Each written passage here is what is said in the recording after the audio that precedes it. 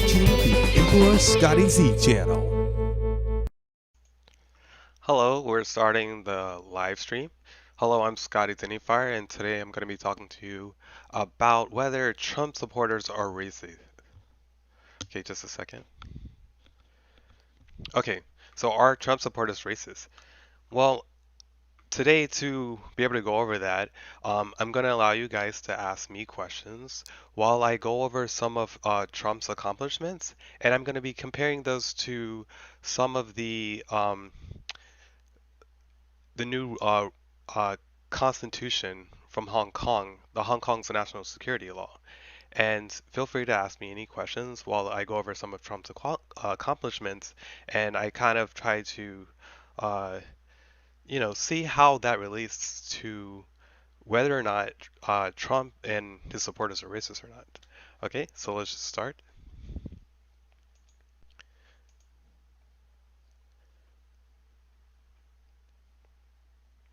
Okay, so the first one I have here is almost 4 million jobs created since the election.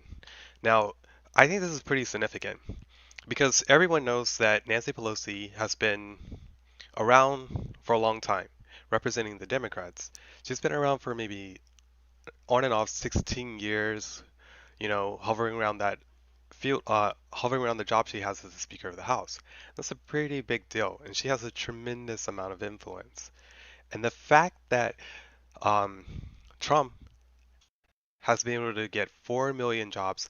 This includes jobs for Asian Americans. Um, and there are uh, a lot of people, a lot of Chinese Americans who will say that they notice that they're making more money. They've been making more money over the last 4 years since Trump's been president. And that's a very significant thing when you go back and think about Nancy Pelosi. Because there seems to be a lot of evidence that indicates that the entire time Trump was in office. Oh, okay. So there's a lot of evidence, not only that, but a lot of evidence before Trump was even in office that uh, there were forces trying to prevent Trump from accomplishing things as the president of the United States. And there was a whole thing about the Russia hoax that was completely debunked.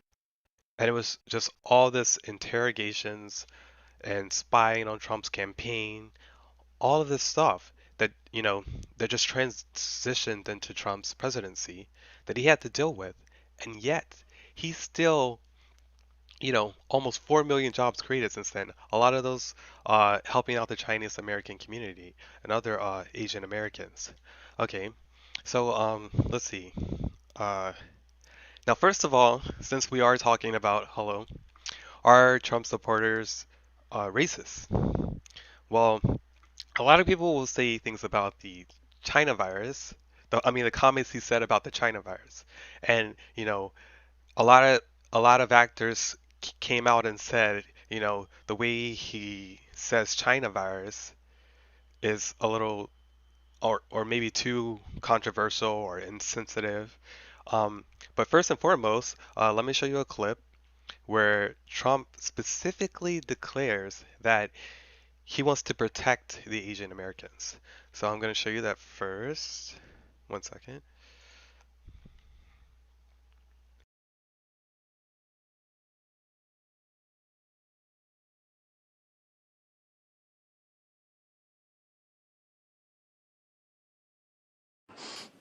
To get a special prosecutor to look into your situation. 我觉得 he kicked the shit out of Hillary。我听说啊，他是有一个尿管，一直到下面有一个那个 urinal bag，所以他搞不好都已经尿了，你知道吗？川普经常说要把 American first。之 Oh 前 wait, 别人问 sorry, 他说你 that was the wrong clip, but that is an excellent clip, I think, a very excellent clip. All right, so let me transition to the correct clip. Um, and speaking of that clip, I'll just go ahead and go into that one. So that's a member of the China, that's a Chinese American who, he's from Beijing. He's from China, and he came to America, and he just really fell in love with Trump. And He's just there, in that clip, he's expressing his opinions, and he's talking about how successful, Chinese Americans have been since Trump has been in presidency. Now, going back to the clip that I wanted to show you guys to start this whole conversation about Trump's language about China virus. So let me first show you the clip about Trump saying that he wants to protect Asian Americans. Okay.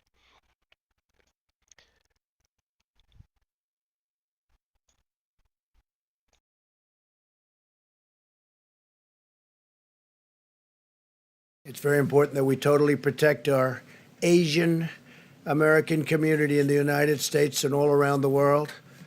They're amazing people, and the spreading of the virus is not their fault in any way, shape, or form.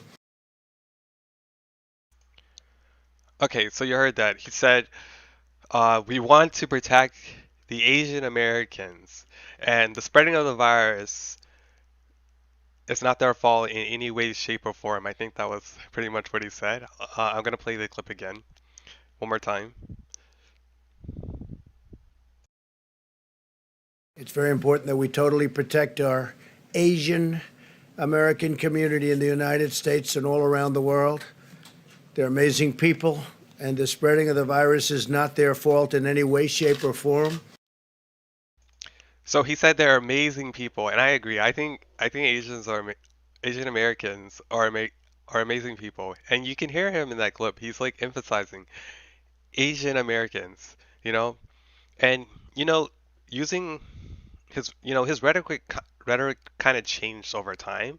He listened to the American people, and people did complain about it, and so he took the time to transition what he's saying, and he changed it to the CCP virus, because you can't deny that the virus did come from China, and you have all these actors coming up and saying that um, the way his language is just too insensitive, but um, right there he's stating that he wants to protect the people, and um,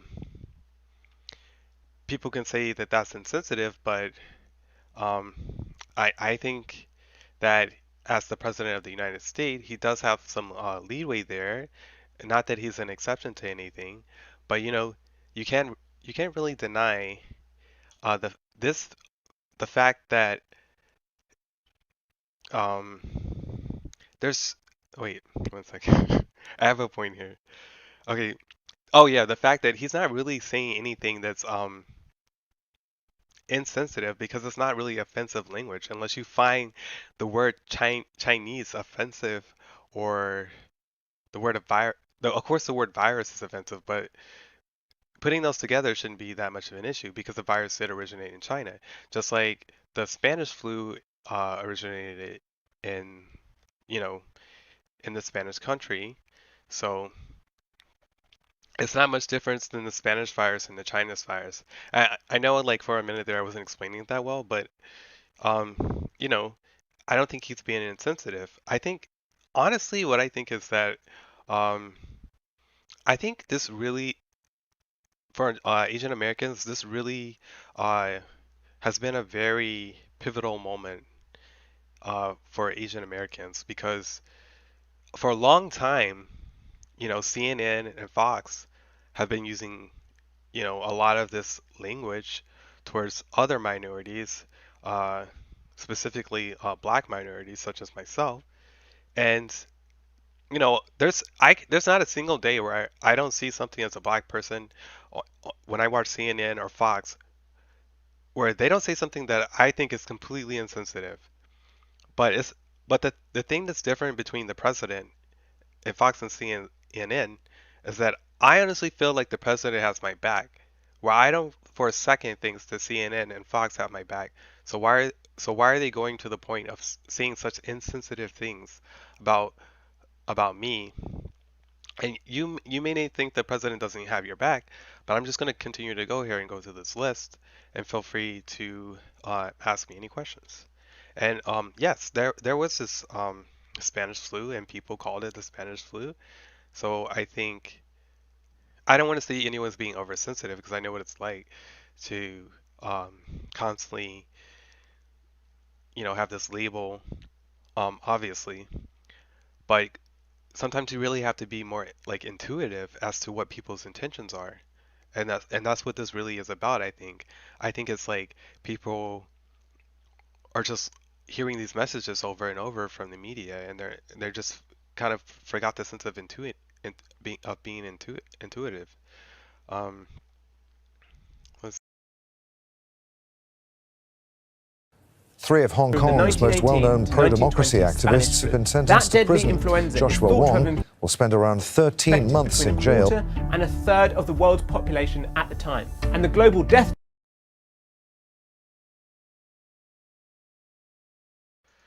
All right, let me play that one more time. during the 1918 to 1920 Spanish flu. That deadly influenza is thought to have infected between a quarter and a third of the world's population at the time, and the global death All right, so there you are. You have people reporting about the Spanish flu. There wasn't this, you know, where are people talking about that? Or what about the German measles? So let's continue. More Americans are now. Oh wait, let's switch over to Hong Kong for a minute. Okay, so crimes of secession, subversion, terrorism, and collusion with foreign forces are punishable by a maximum sentence of life in prison. Okay, so this is the one of the key provisions that is being enacted by the Hong Kong National Security Law. So right off the bat, it's not about protecting the people, it's about punishing the people. So I mean, so here we have Trump, and now we're comparing him to Xi Jinping, who, we have these Chinese Americans who came to this country, and over the past 4 years, they've been profiting even more, on both sides. So like you have your people who are saying Trump's is doing a good job.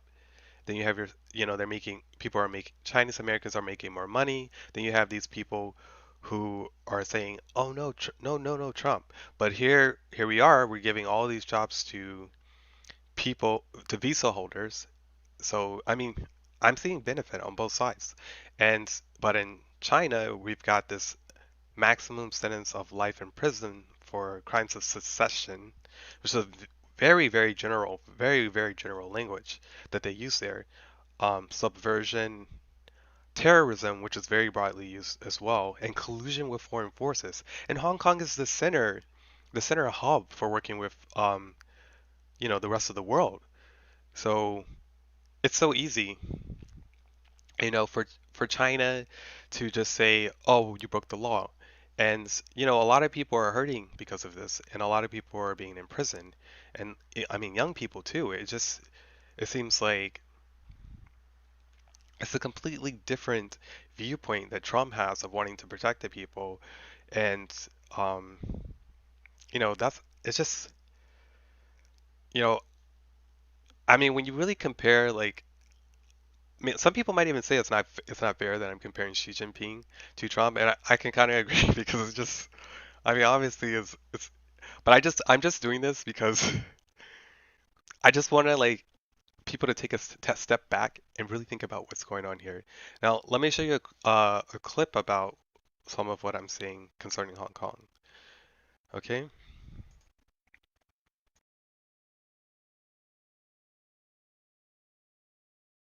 Three of Hong Kong's most well-known pro-democracy activists have been sentenced to prison. Joshua Wong will spend around 13 months in jail, while Agnes Chow will spend...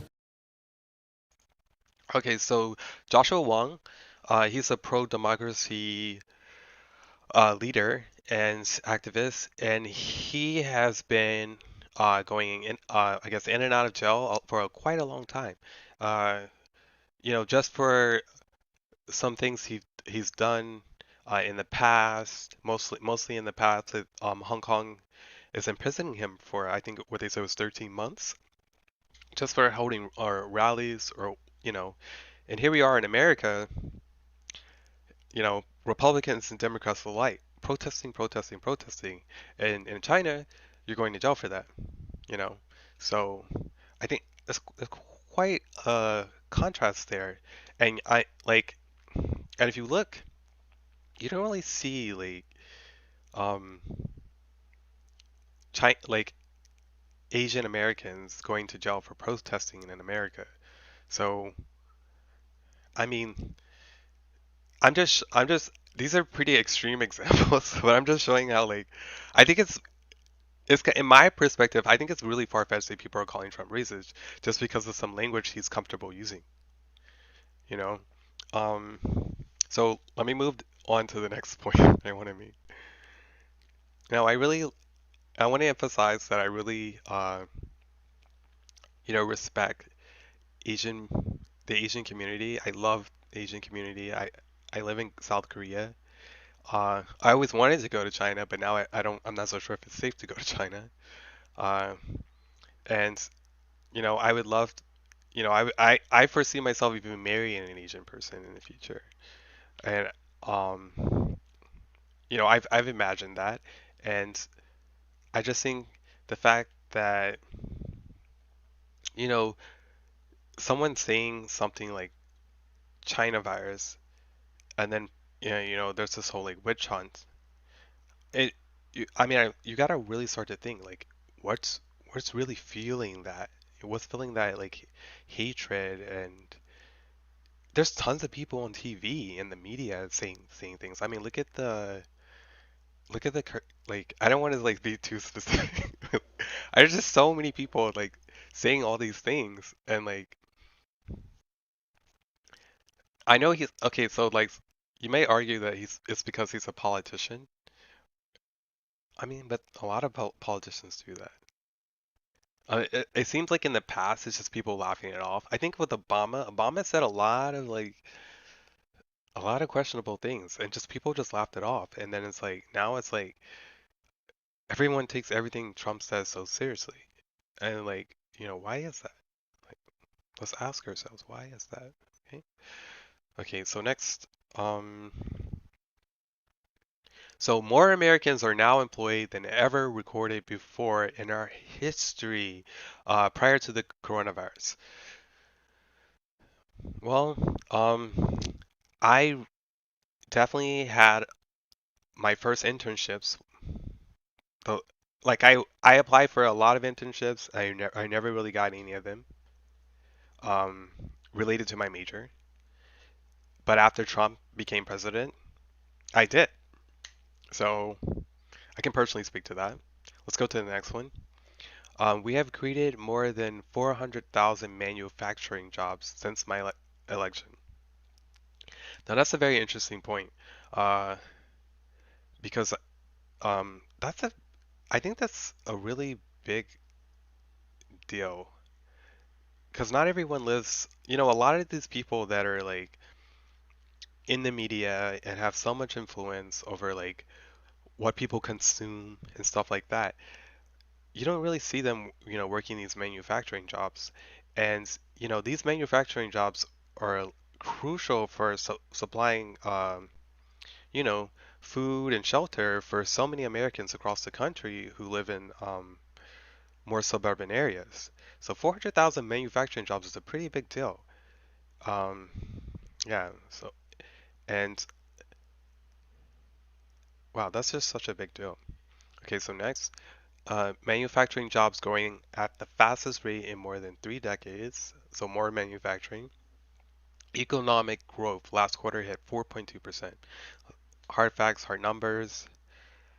Um, well, now let's look at China's.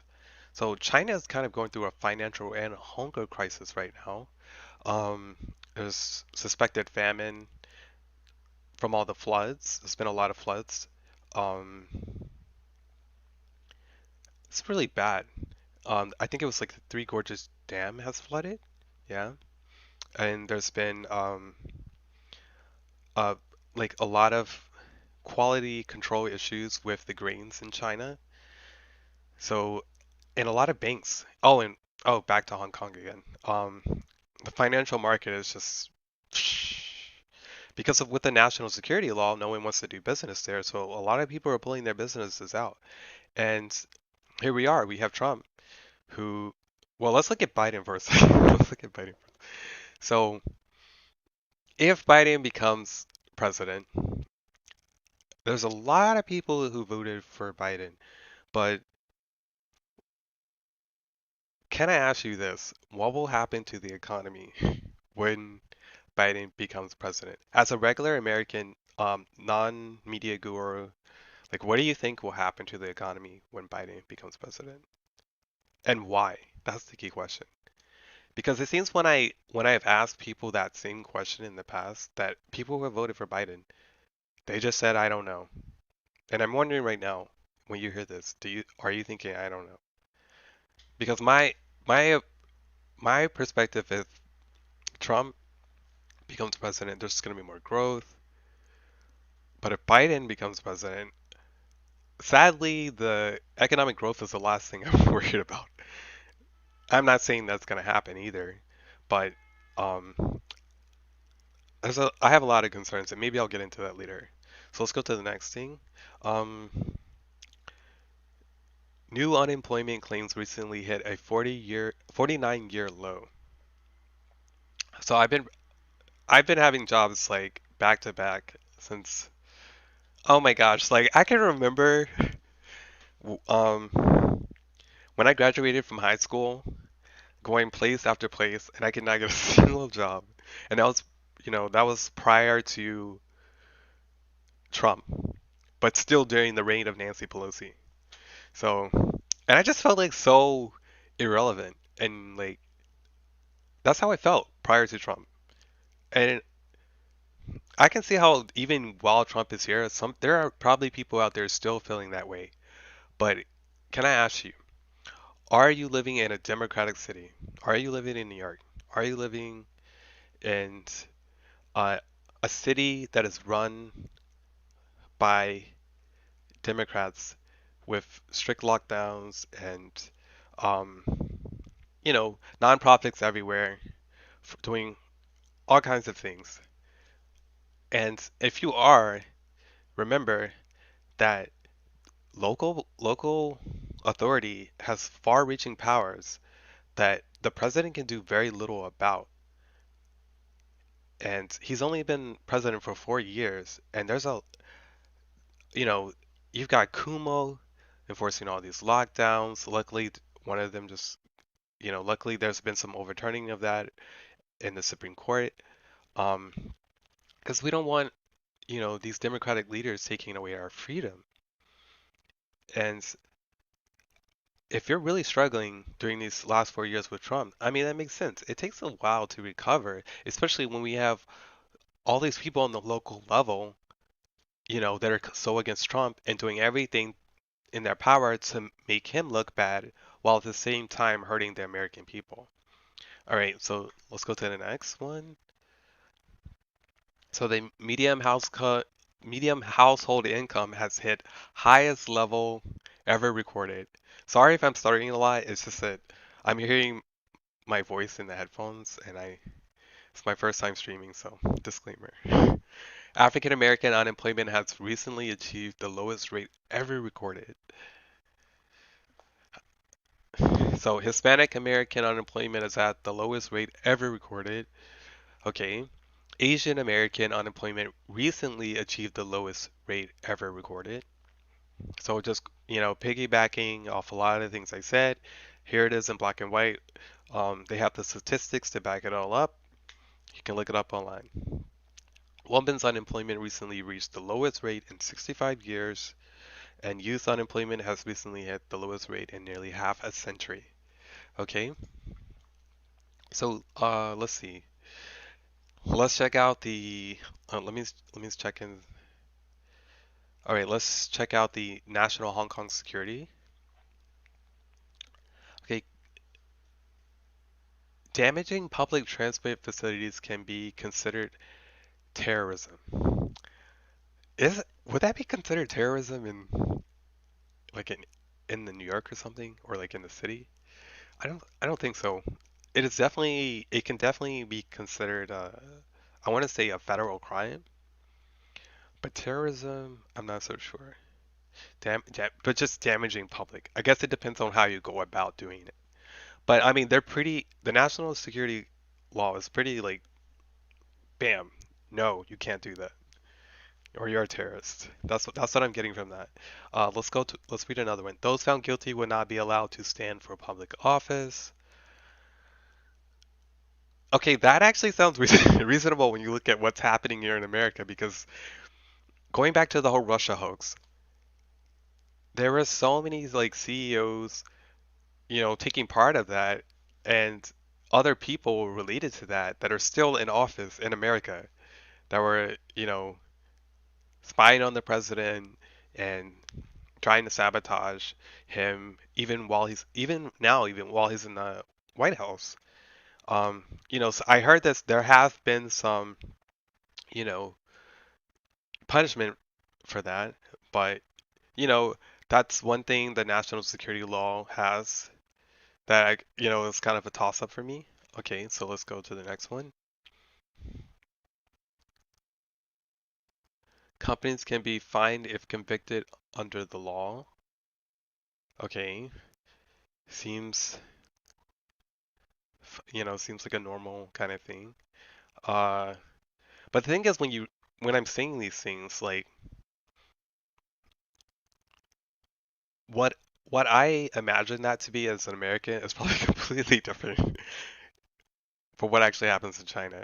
Knowing the things I've heard about and seen and read about in China,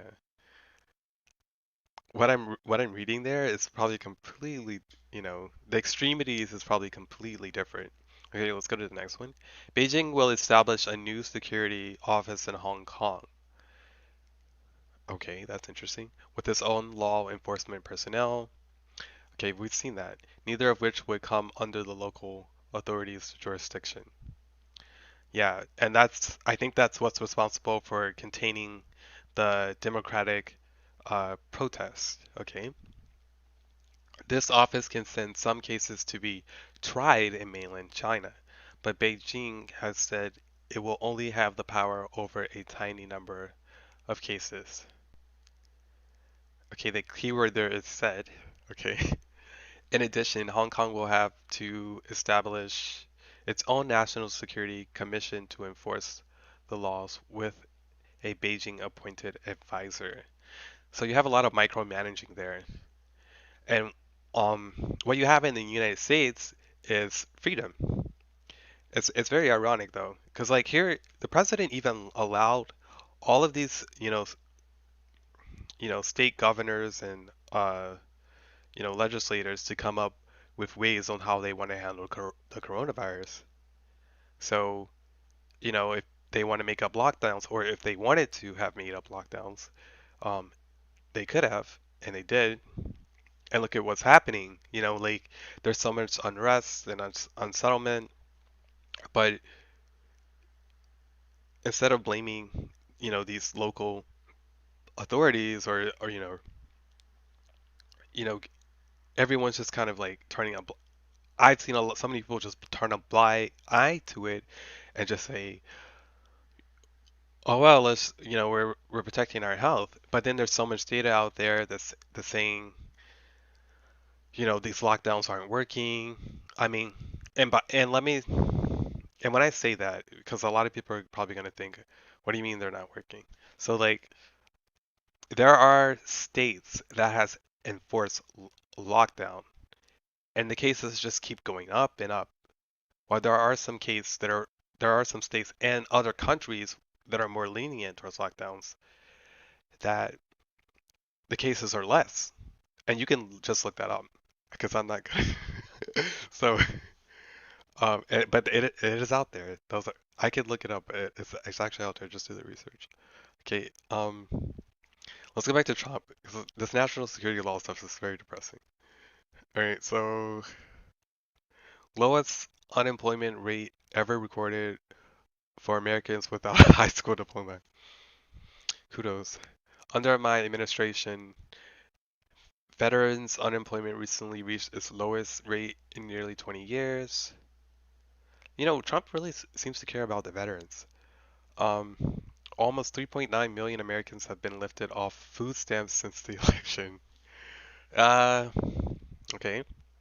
I'm pretty sure it's a statement prior to coronavirus. Uh, the pledge to America's workers has resulted in employers committing to train more than 4 million Americans.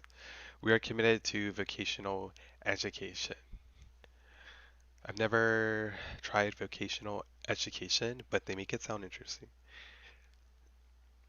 95% of US manufacturers are optimistic about the future, the highest ever.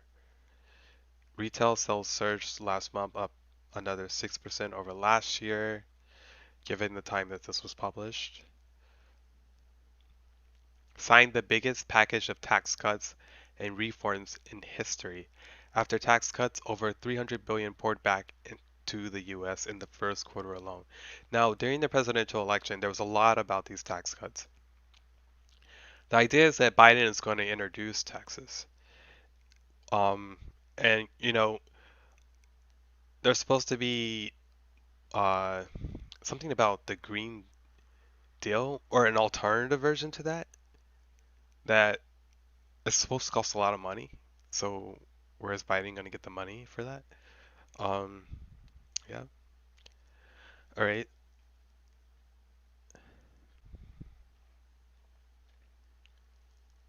So back to the national Hong Kong.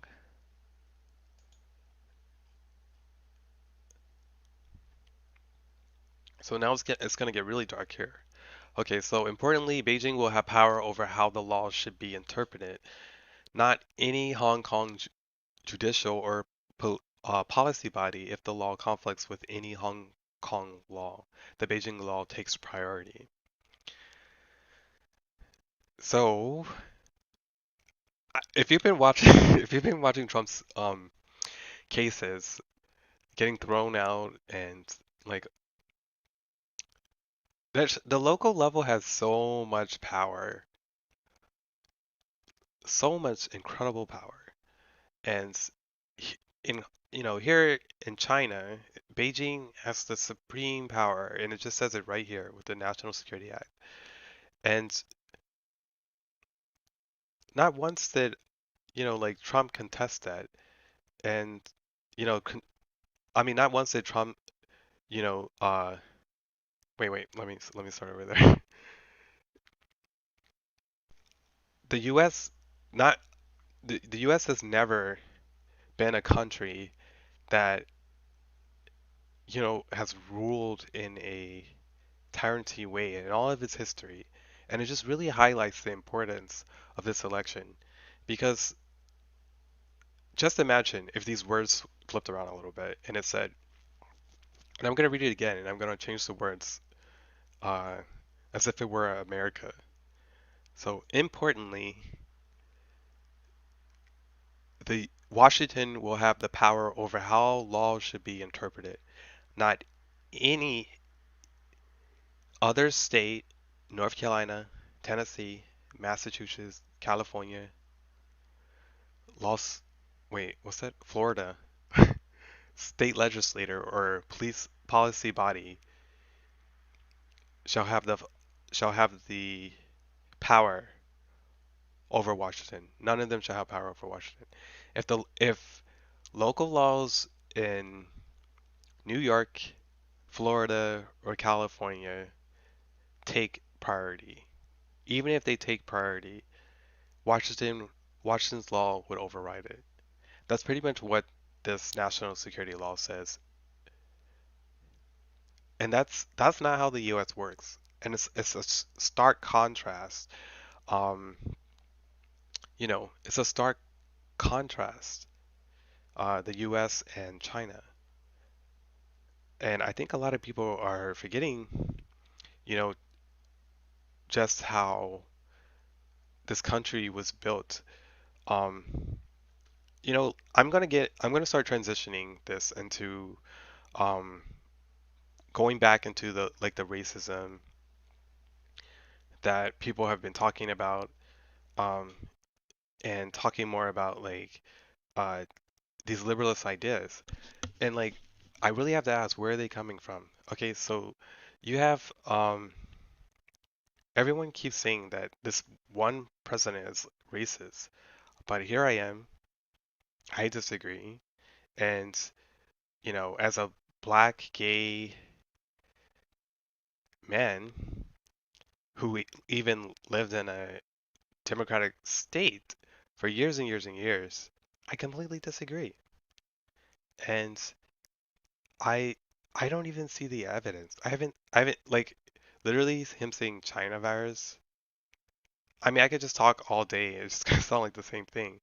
And I would just, you know, after this live stream's over, which I'm gonna wrap up now, um, I would just love if someone could just post anything, you know, like for me to talk more about. Because I just honestly, I'm just trying to think of something that's actually like racist that Trump has done.